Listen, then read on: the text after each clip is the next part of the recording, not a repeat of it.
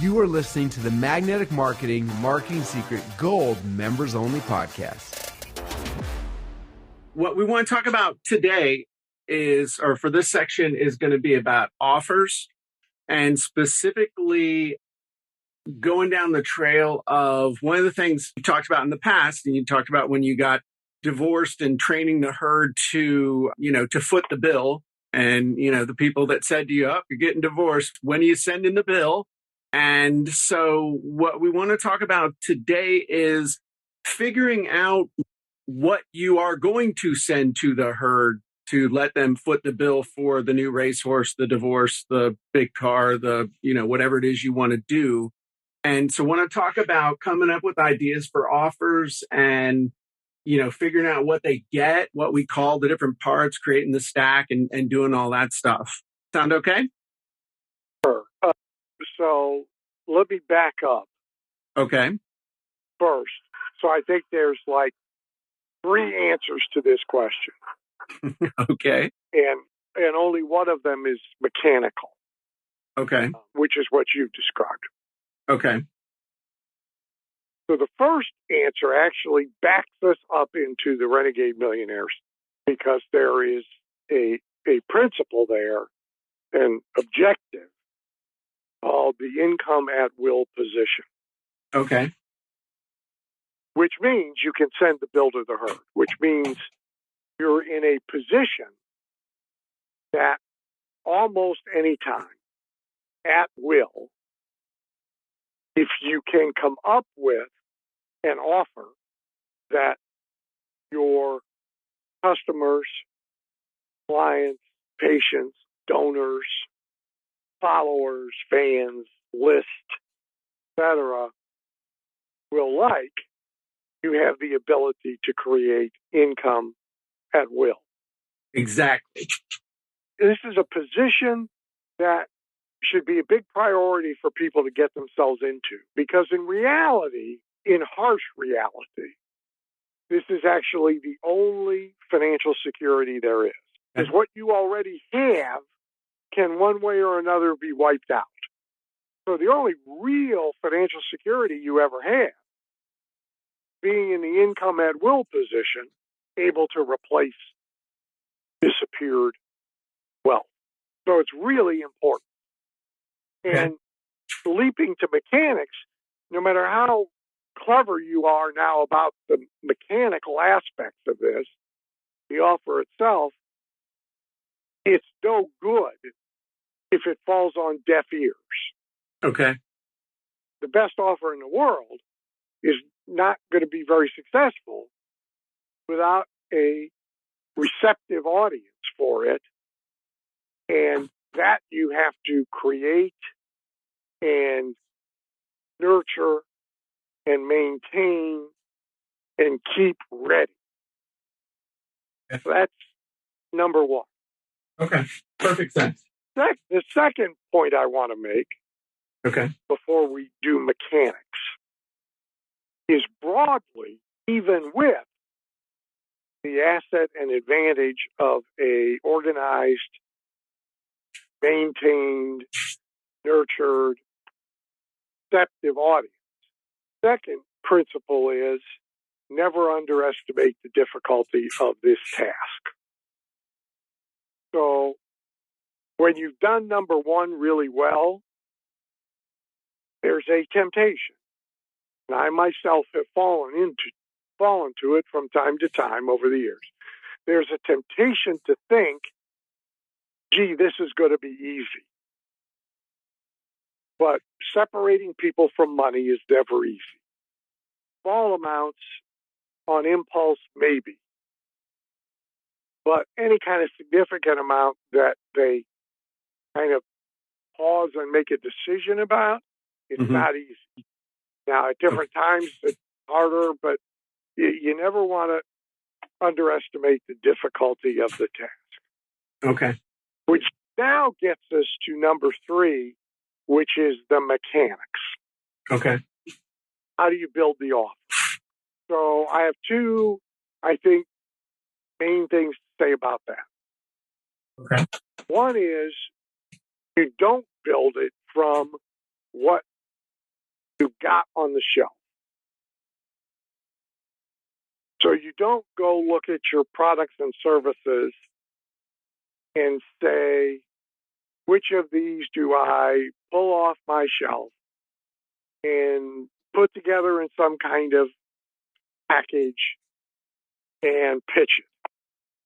You instead think about the customer, the audience, and at this moment in time, what are the top three things on their mind? What's going on in the conversation at the kitchen table or at the office? It used to be called the water cooler conversation. What do they want? What are they mad about? What are they afraid of? And from that, what solution to that can I offer? Then you go to your shelf and see what you got that you can rewrap, retitle, tweak, put together differently than you have in the past, etc., in order to make it the solution that answers that list. Okay. Can I ask a quick question? I guess that was the assumptive close. Dan, let me ask a quick question. Once you've done that, what immediately sprung to mind when you said now you go to the shelf to create a solution, what I wrote here is to create a new solution. And is it important that it feels like a new solution instead of just... There's a phrase that is used in advertising a lot that is stupid. Okay. However, it's used a lot because it works. It's one of those things I've often wanted to try and research all the way back to whoever wrote it first, because it's one of those great pieces of advertising copy that most editors would reject on its face. So whoever did it first probably had a fight on their hands to even use it. Mm-hmm. The phrase is new and improved. And the reason it's stupid is because if it's improved, it ain't new. Right. If it's new, it ain't improved because it didn't exist in order to be improved. But new and improved is one of those great ad lines that works because you're right. People want something new and better. And so even if you have something you have shown them before that fits this bill to a T, if you've shown it to them like a lot or recently, then before you show it to them this time, you've got to find a way to claim it's new and improved. Okay. Which the second thing I want to talk about is building the irresistible offer. Okay. Even the greatest irresistible offer ever, which I'll give you the example of, often he had to make it new and improved. He had to take some bonus out and put some new bonus in. He had to change its name a little. He had to tweak and tweak and tweak because he was putting it in front of the same audience again and again and again. Okay. So you are absolutely right. When you think through all these questions about your customer, which are moment in time questions, what will they buy now, right? Halbert's principle of sell to the starving crowd. But the answer must be, what are they starving for right at this moment? Okay. And that's key. And the right now, that depending on your audience, that could be stuff in the news. That could be stuff that's market-based. That could be political. It could be just what's going on in the world right now that's driving their behavior as opposed to a year ago, 2 years ago type stuff. Yes? Absolutely. Okay. I mean, so it could be broad and big, right? So for 2 years, we had everybody locked up in their houses. They couldn't go anywhere. Right. Well, obviously, that affects buying behavior.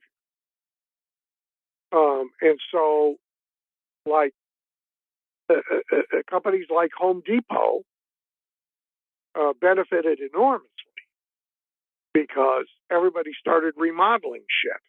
Right. Yeah. Right. Exactly. Yeah. Some businesses were actually made by it and are now collapsing because people don't have to stay in their houses. Yeah. Peloton is a great example. I knew it the minute I saw it. Even streaming services. You know, I mean, the talk in Wall Street is this business model sustainable? Because it benefited so much from people being locked up. Okay, Right. people are loose. Now what? Right? Now what do they want to buy? Broadly, they've shown us in the short term, they don't want to buy any more stuff. They want to buy experiences. They want to go places. They want to do stuff. So there's like kind of a macro issue, right? Micro issue, you got to really know your audience, really know your customer.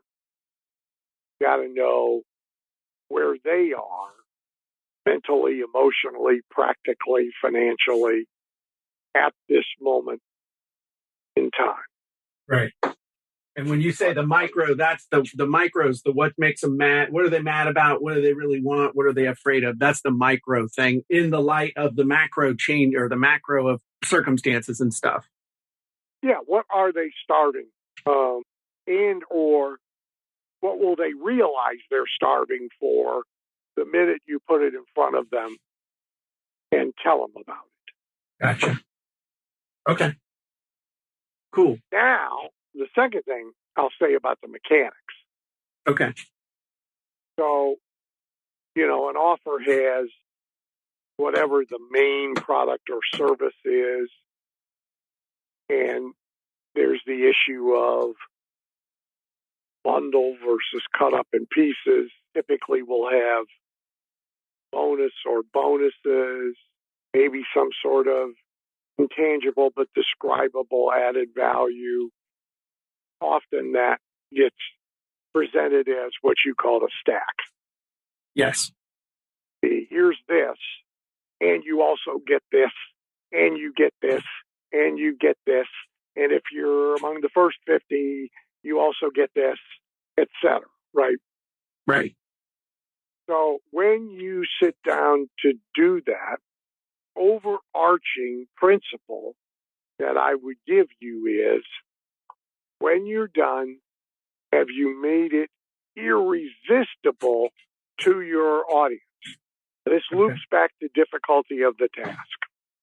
So you build the offer on the assumption that they will not want to buy. Okay. Not that they will want to buy. Okay. Okay? So even though you have created an environment, hopefully, where they will want to buy, you now build your offer on the assumption that, damn these people, they won't. See, they might want it, but they won't want to spend the money right now. They won't, as John Carlton used to say before cell phones, they won't want to get their fat ass up off the couch and walk across the room to the phone. You know, they won't want to spend that much money. They won't want to have to talk to their spouse about it. And so we start from the assumption that they will be resistant to doing this, even though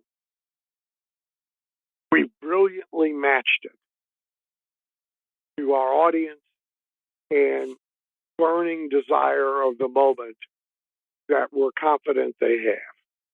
We're still going to work on our offer as if they are going to be very resistant to saying yes to it. Okay. That means that we have to make the stack itself overall irresistible. Okay. Micro, we have to look at each item in the stack for irresistibility. So if you've got 5 bonus reports, the titles of those 5 bonus reports have to be irresistible, not, oh, by the way, Okay. not an afterthought, but each has to be agonized over so that it is irresistible. So, like, Absolutely. look 10 years younger in 10 minutes a day in 10 days. Well, that sounds pretty irresistible, but can we make it any more irresistible? Yes. Of course we can. Amaze your family and friends by looking and feeling 10 years younger in 10 minutes a day in 10 days, guaranteed. Okay? Well, now we've made that title a lot better. Sure. That's the work you have to do Okay. with every piece of the stack. And the stack overall has to be great. So now I am walking over to a framed ad on my wall. That is one of the versions, because it got slightly tweaked, as I said, month to month, year to year, application to application, but fundamentally it stayed the same as a control for a decade. Bob Stupek's full page ad, also a direct mail piece for coming to stay at the Vegas World Hotel in Las Vegas. Vegas World is now disappeared into the stratosphere. And private equity that bought the business completely screwed it up, which is a story that is irrelevant at the moment. But this is certainly the most successful ad ever, selling Vegas vacations in advance, prepaid in advance. Really one of the few direct response ads ever to sell Vegas vacations, period. This version, and for probably half of the decade, has a coupon in it, a coupon. So, and it is all based around an irresistible offer. So I'm going to read the offer, and I'll read the headline to you. The headline is, enjoy a virtually, in small letters, in big letters, free Las Vegas vacation. Act before February 18, 1994, and vacation anytime until May 1, 1995. Yeah, I'm going to read the standard part, and then I'm going to read the flex part. So there's a part of this offer that he fooled with a lot to make it new and improved, different from one time to the other. And there's a part of this ad that stayed exactly the same. So here we go with what stayed exactly the same. Benefits per couple, a fabulous room for 2 for 3 days and 2 nights at Vegas World Hotel and Casino, which offers many amenities, including free cable TV. $1,000 in cash and casino action as follows. $200 cash, real U.S. currency to do with as you wish. $200 in table action, $200 $1 chips to gamble with as you wish. Each chip is good for one play, win or lose, on all even money bets for any table games. That's 200 chances to win, and you may wager from 1 to as many chips as you like on each wager. $600 in dollar slot machine action, good on all of our jumbo jackpot machines. Win up to $25,000 on every pull. 5 Keno plays each day, win up to $30,000. 4 free $100 entries at our $1 million slot tournament. I'll skip some copy. Show tickets for 2 to 2 fabulous Las Vegas shows. Make your stay truly exciting.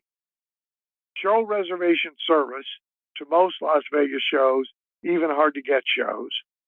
unlimited drinks of your choice while in all casino bars and lounges, not just at the tables.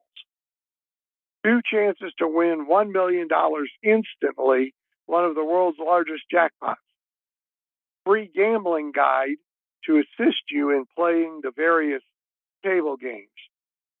A souvenir pair of genuine Vegas World dice. A deck of casino quality playing cards. All winnings paid in cash.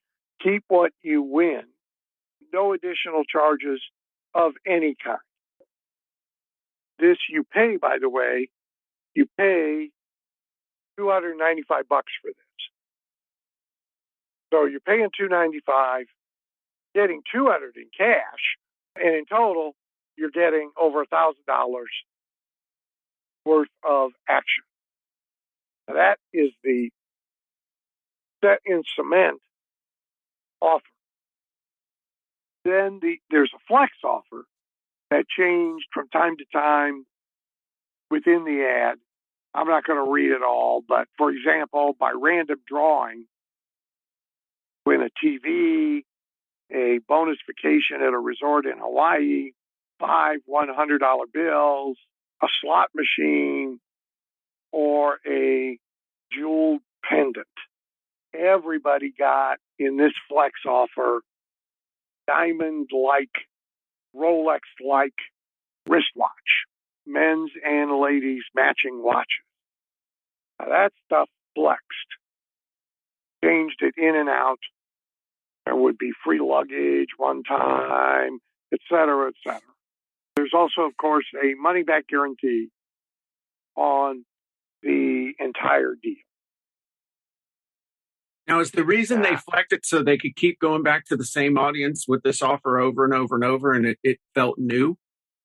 Yep. So in the ad, the flex part stayed in the same place. Okay. Just changed. In the direct mail piece, the flex part came out of this and became a buck slip that was breaking news. In addition to the fantastic free vacation you've been offered before, now new and added. And then the flex stuff would be shown first. Okay. Now, I don't know how you get much more irresistible than 3-day, 2-night vacation, all the booze you can drink, even if you're in the bar, and $1,000 for $295. Yeah. Right? Yeah. I'm thinking I want to go. How are you going to beat that, right? You're not. And so if you are a person who likes to go to Vegas or a gambler at all, and you see that or get that, even if you are reluctant to go right now, to buy right now, to spend, etc., you can get shoved into doing it by the irresistibility of the offer. And if you look closely at what I read, each item in the stack, something is said about it to make it irresistible, right? It's not just that you get this play, but you have a chance to win $30,000. Right. You're playing for the biggest jackpot in the city, et cetera, et cetera. So, can I make one quick comment, Dan? Yeah. The thing that I also noticed, and I actually pulled this up on, so I'm looking at the same thing you were reading from on the web. And one thing I've noticed is that most people with their titles, the title of whatever they're going to get is irresistible, but then they use too many words to try to, in the description, to try and, get people revved up about it. But this guy's getting people revved up with a title and a description that's no more than 10, 15, 20 words a pop. He's not doing paragraphs. If you find a direct mail piece, you'll find some longer copy, because there was a 4-page version and an 8-page version and a 12-page version of this thing. So some of that is because of space limitation. Okay. You'll notice some of the type is in, squint point. because Bob squeezed what he could into the space that he had available. So how much is too much? How much is not enough? Often when you're presenting a stack, so all direct response came from face-to-face selling and person-to-group selling, right? The TV infomercial for the call to action in the TV infomercial for the slicer dicer came right from the slicer dicer guy at the county fair. Right. And attention is real hard to hold on to. Got to be like quick. And he's got to make the stack irresistible by bulk, by quantity, and you get this, and you get this, and you get this. So a pithy description of each thing is pretty important. You'll find the same thing in my magnetic marketing system pitch because it's a stage pitch. And the actual call to action, once you've shifted out of what appears to be content into the ad, you've only got so many minutes, and of course they're trying to tune you out and leave, and et cetera. Right. So there's a discipline to this. But the point is, so what's the opposite of this, first of all? Well, the opposite of this is what I call a vanilla offer.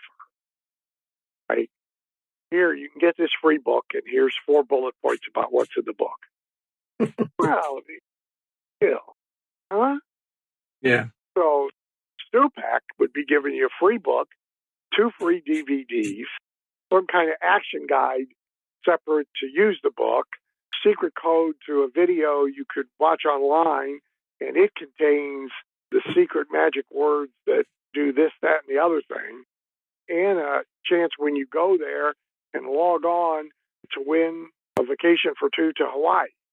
That'd be like his free offer stack, right?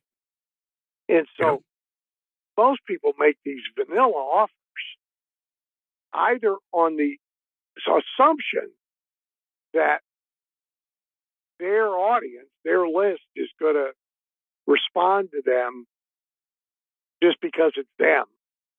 Right.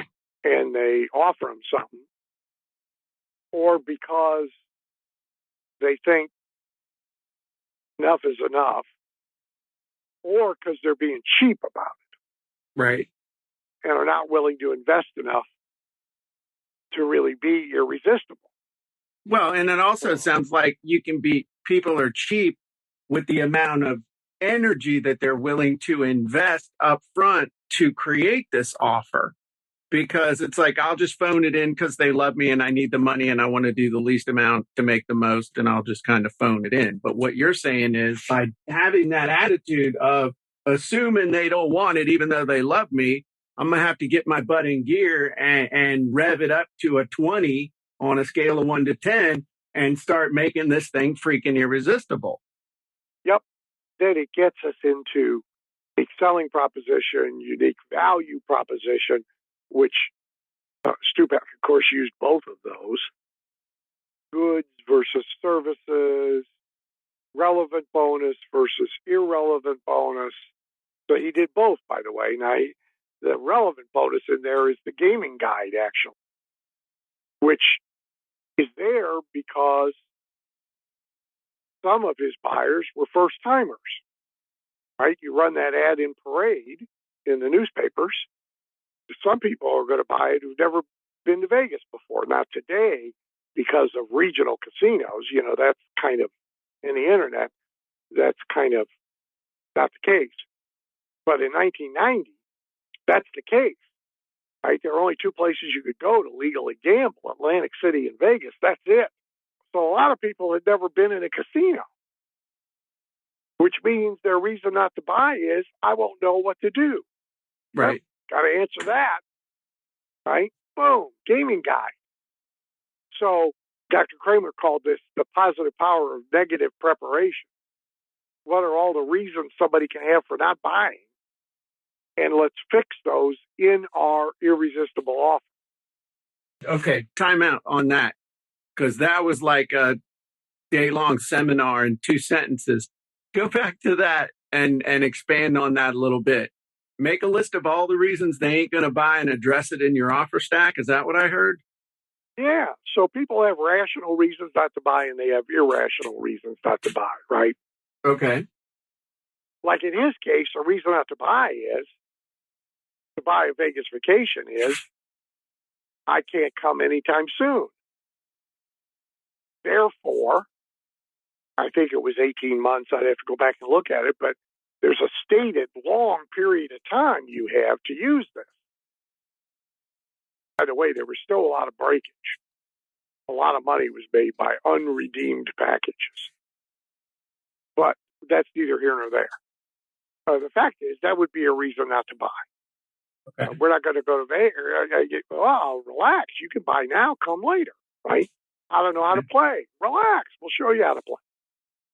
Is there any difference between a reason not to buy and an objection? What people would think of objections? There's rational ones and there's irrational ones.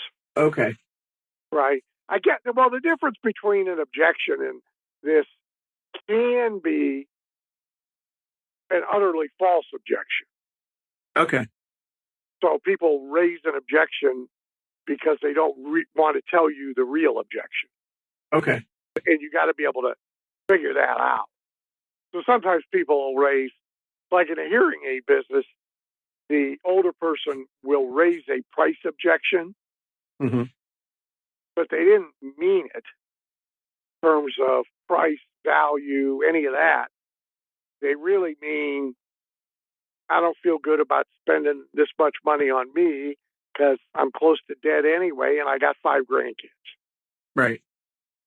Now, that's their real reason. Okay. And they don't say it. Gotcha. So that'd be the difference. And then there's rational reasons, like the 2 I just used for Bob. Right. And there's completely irrational reasons. Like, that, well, no, dear, I don't want us to go to Vegas because the place is full of hookers and it's the city of Sodom and Gomorrah. Right? I mean, if we go to Vegas, we're going to hell. Yeah, exactly. Okay. So, as much as possible, you want to, now you may address them otherwise as well, but you want to neuter, negate reasons not to buy inside your irresistible offer. I just want to make you laugh one time. But that one irrational thing I just gave you, we're all going to hell, the Gideons took care of that for everybody in every room. So just letting you know. Yep, there you go. We're good. We're good. We covered that. I'm not sure that was the case. No, you're right. There was a Gideon Bible in the drawers in Vegas World. You're absolutely correct. So what was I about to say? Oh, there's a TV commercial right now that sells the burial insurance policy. Mm-hmm. You got to have this to take care of the cost of your funeral. Mm-hmm. And it's the company that Alex Trebek was the spokesperson for. Mm-hmm. So they had to stop running the Alex Trebek commercial. And they're trying to figure it out, how to do it without Alex Trebek. But one of the things they've added, it's Colonial Penn. One of the things they've added to the commercial is you even have 30 days to inspect your new policy and then return it for a full refund. That's right there in the call to action. And it answers a reason not to buy. And by the way, all this plays, whether it's a paid offer or a free offer, doesn't make any difference. Now, let me ask you this. When we're talking about paid versus free offer, thinking about, and usually you think about a free offer, lead magnet, or a free service, or, that kind of a thing. The rational or irrational fears, when we're talking about free, are those going to tend more towards issues of time or wasted time as opposed to money since it's free? Well, Any thoughts on that? So look, depending on the audience, Okay. a rational reason is I don't want to ask for this because then I'm going to be relentlessly pursued by salespeople. Now, the answer to that works best, it's another one of these lines of ad copy that whoever wrote it to start the first time was a genius. Okay. Because it's powerful. Now, you have to figure out how to live with it after you use it, but the line is, no salesman will call. Okay. The reason that's in a lot of ads is because of this rational reason. Gee, yeah, I'm interested in that, but I don't want to be bothered by salespeople. Right. And I've often, for clients, used no salesman will call. Okay. One of the ways we weasel it, by the way, is like we go on to say, in long copy, we don't employ salespeople even. And then it's either you will find all this so important, you'll call us, or when we do call them, it's the senior consultant calling. Vice president of, new client services calling. So that's a rational reason, right? Right. If you're trying to make the most irresistible offer you can, and that is going to be in the mind of your audience. Yeah. You want to build an answer to it into your offer. That's why we put stuff on opt-in pages that say, we'll never rent, share, sell your name, and we'll never spam you under any circumstances, that kind of thing. Yeah. So the stack takes into consideration all these things. I wrote a campaign. I had a client selling a version of Get Rich at Home in Your Spare Time with a Home Computer when the home computer was new. Okay. A lot of people didn't have them. And a lot of people wouldn't know how to use them if they did have them. So in the earliest days of this, he gave them a home computer. Oh, wow. It was part of the package.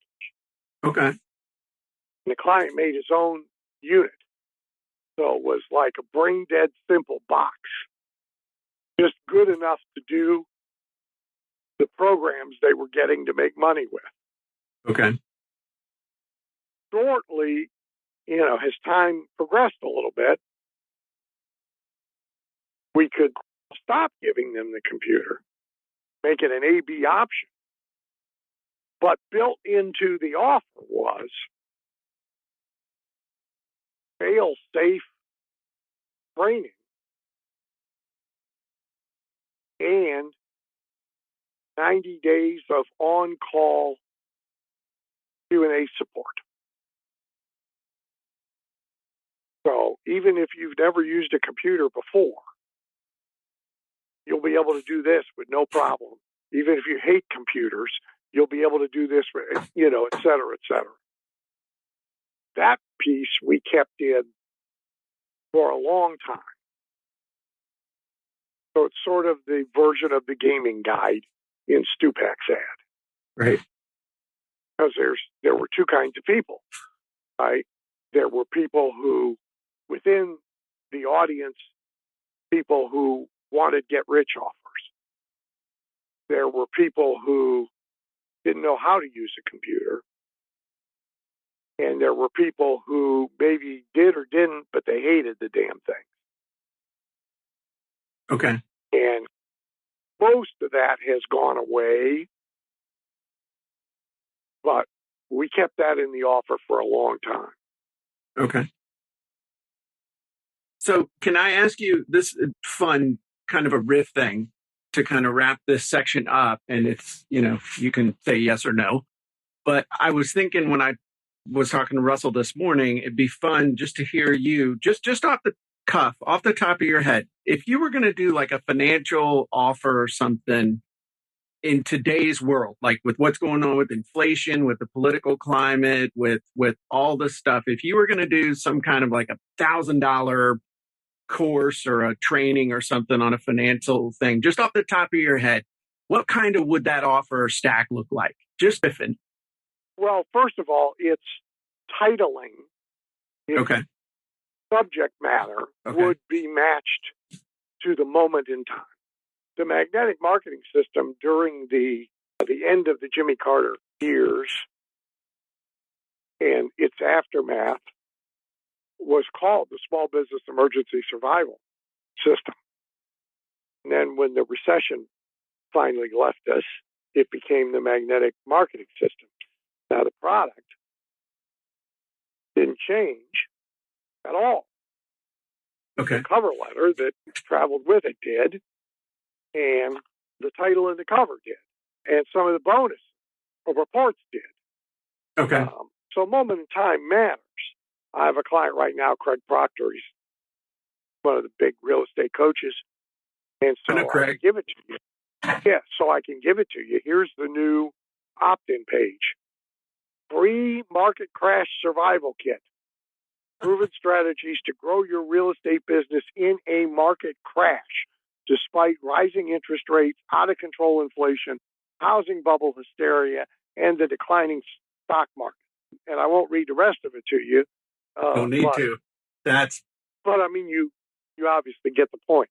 Now, the guts of that between us girls are probably not very different from the same success guide he would have been using a year ago.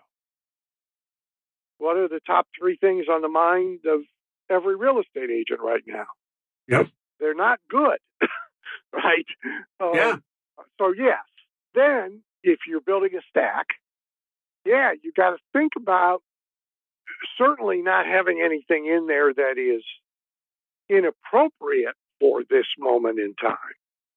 Okay. In conflict with what people are thinking about this moment in time. And ideally, you would want to tweak everything to this moment in time. So, like, as smart as they are, I would fault the people at Fisher Investments right now. Because although they have, their ad is broadly about not screwing up your retirement savings and not running out of money after you retire, they have not yet sharpened its edges for what's happening right now to the person who is about to retire or has retired. Okay. And has $500,000 or more in investable assets. Some of those people have seen 20 to 50% of their invested assets disappear. Yeah, and it sucks. They don't know. And they don't know how fast or slow it's going to be for them to come back. Yeah. Some of them are paralyzed with fear, don't know what to do with any of it, and they've got it sitting in cash. Well, see, I would address that in my stack. Sure. If nothing else, I would have bonus reports. Yeah. And right now, we've prepared a new bonus report, what to do if you've lost 20% or more of your stock market wealth. 10 steps to recovery in the shortest possible time. Nice. Next report. Right? Next report. What to do if you don't know what to do and you are paralyzed and you have everything sitting in cash, its value disappearing by inflation day by day. I mean, so that's meant too. That's good, Dan. That's awesome. Hey, that's awesome. That's why I get the big bucks. That is. So they could recut their commercial tomorrow, add a couple of bonus reports, and be timely. So this is like about relevance, right? Yeah. And one of the benefits now, TV's hard, but one of the benefits of the internet, I can do an hour on the disadvantages of marketing online. But one of the big advantages of marketing online is you can change the stuff quick, Yeah.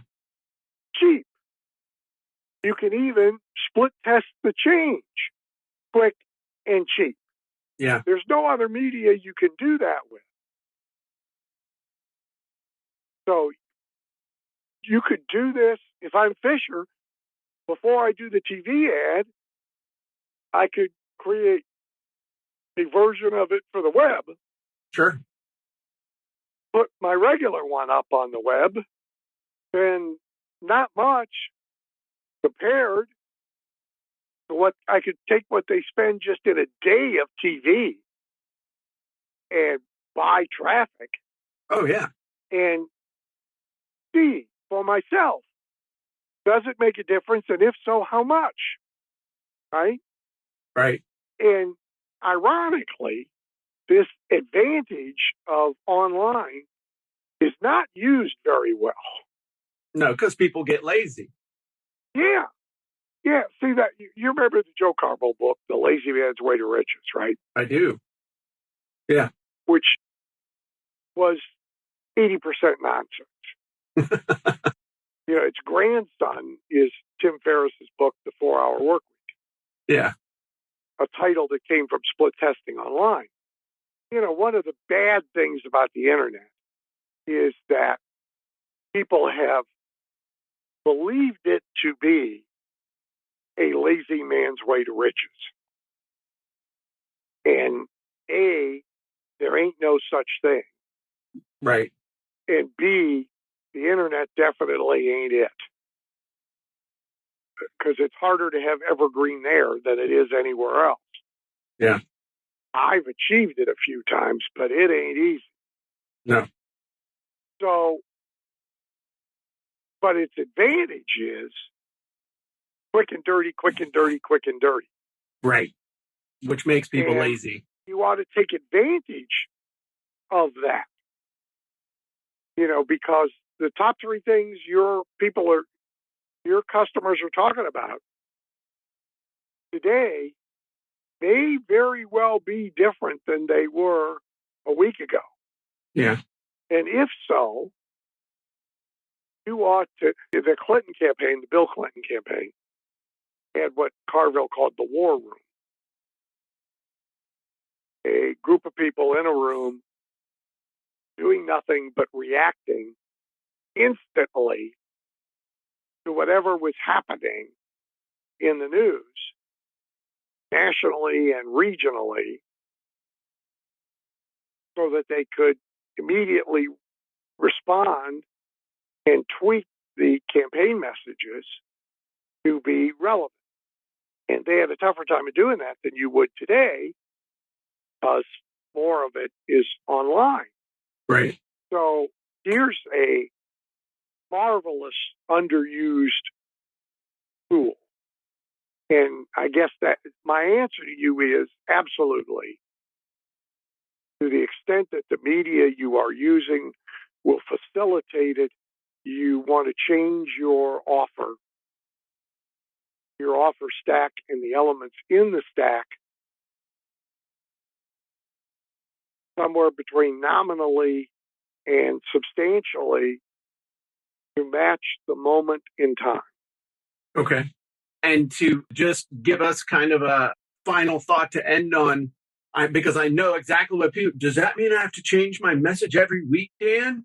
Or can I do it quarterly, or can I do it once a year? Because somebody told me I could do this evergreen, and now you're telling me I have to work. So how often should you re-examine it when there's just major changes in the world? Any guidance on that?